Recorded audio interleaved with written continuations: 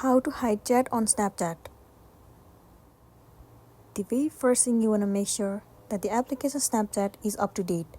If not, you can head over to your app store and then update it to a latest version.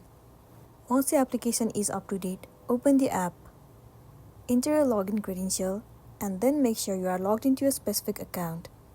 Once you are in here, what you want to do is swipe right and head over to your chat section. It will show you all the list of the people that you are connected on Snapchat. Now let's say you want to hide some of the people from Snapchat.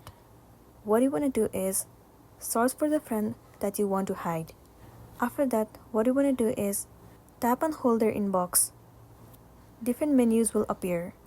Head over to chat and notification settings. All you want to do is tap on clear from chat feed. And then once again click on clear. Once it has been done, the chat will be hidden from your chat feed successfully. Well, if you want to find them, what you want to do is, in the source bar, simply search for the username. And here you will be able to find their conversation. Now once you send the text to them, the chat will be back on your chat feed. And then you'll be good to go.